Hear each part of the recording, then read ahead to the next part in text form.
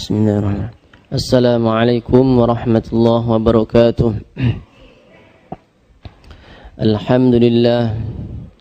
Alhamdulillahilladzi hadana lihadza wa ma kunna linahtadiya laula an hadana Allah. Ashhadu an la ilaha illallah wahdahu la syarika lah wa ashhadu anna Muhammadan abduhu wa rasuluh. Allahumma salli wa sallim wa barik ala nabina Muhammadin wa ala alihi wa sahbihi ajma'in, amma ba'd. Para ibu-ibu muslimat yang kami muliakan, alhamdulillah pada hari ini Allah Subhanahu wa taala telah memudahkan kita menjalankan banyak ketaatan kepadanya, khususnya pada saat ini kita juga dimudahkan oleh Allah Subhanahu wa taala menjalankan salat tasbih. Semoga Allah Subhanahu wa taala menerima amal ibadah kita ini, mengampuni dosa-dosa kita,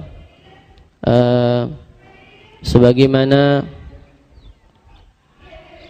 yang disebutkan dalam hadis riwayat Imam Abu Dawud, bahwasanya Rasulullah sallallahu alaihi wasallam pernah berpesan kepada pamannya, yaitu Abbas, "Wahai paman, maukah apabila aku menunjukkan kepadamu 10 sifat, itu amalan yang mana dengan itu engkau akan diampuni dosa-dosanya, akan diampuni dosa-dosamu, baik yang kecil maupun yang besar, yang kelihatan maupun yang tersembunyi, yang engkau ketahui maupun yang engkau tidak ketahui." Maka kemudian Rasulullah SAW menyebutkan amalan tersebut, 10 sifat tersebut adalah ada dalam sholat tasbih yang kita telah lakukan. Maka berdasarkan hadis ini, faidah yang paling penting dalam sholat tasbih adalah memohon ampunan Allah Subhanahu wa taala atas dosa-dosa yang telah kita lakukan selama ini, baik yang kecil maupun yang besar, yang kelihatan maupun yang tersembunyi, yang kita ketahui atau yang tidak diketahui. Semoga Allah ampuni semua dosa-dosanya, dosa-dosa kita semuanya. Kemudian beliau berpesan, apabila engkau bisa melakukan tiap hari, lakukanlah. Apabila tidak bisa, seminggu sekali lakukanlah, atau sebulan sekali, atau setahun sekali, atau seumur hidup sekali. Begitulah pesan Rasulullah sallallahu alaihi wasallam kepada paman beliau, yaitu Abbas, dalam rangka beliau ingin supaya paman beliau itu diampuni oleh Allah Subhanahu wa taala atas segala dosa-dosa yang ada pada beliau. Tentunya petunjuk ini adalah petunjuk seluruh umat Islam yang mengharapkan ampunan dari Allah Subhanahu wa ta'ala. Dalam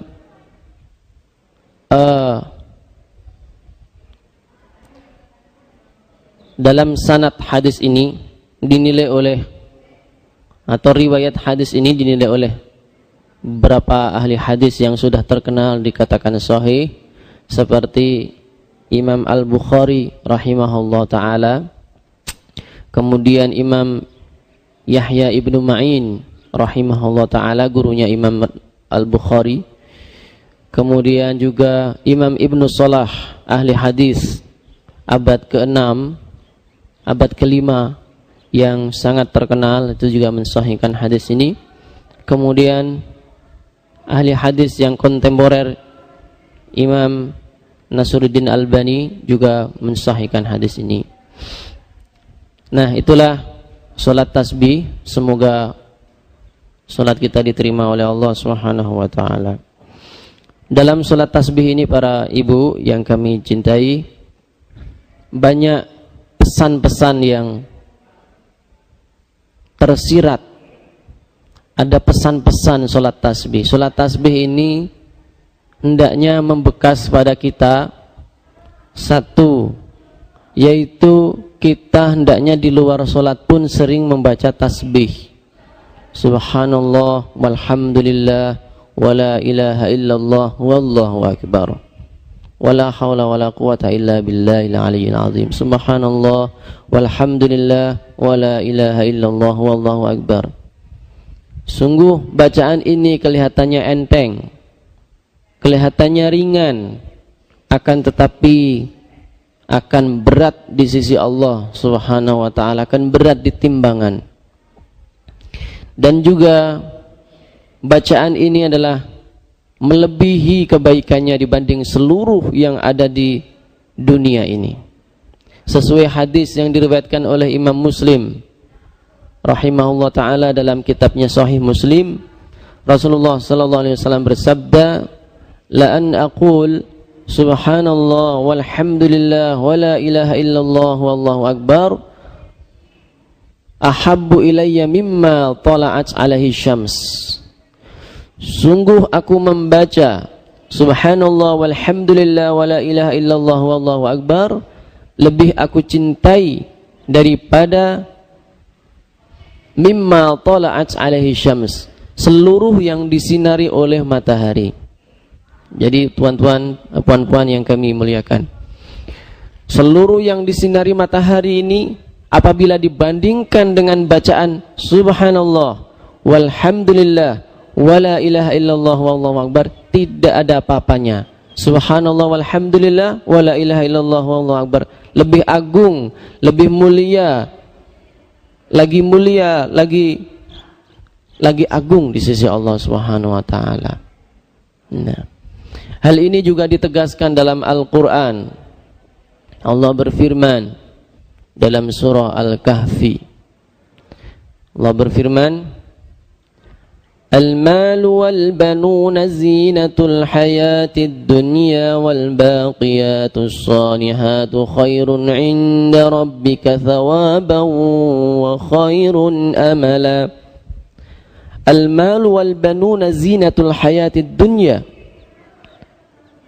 Al-mal, harta, wal banun, anak-anak yang elok-elok, yang lucu-lucu. Zinatul hayatid dunya, itu adalah perhiasan dunia. Wal baqiyatus salihatu, akan tetapi baqiyatus salihat khairun, itu lebih baik daripada itu semua.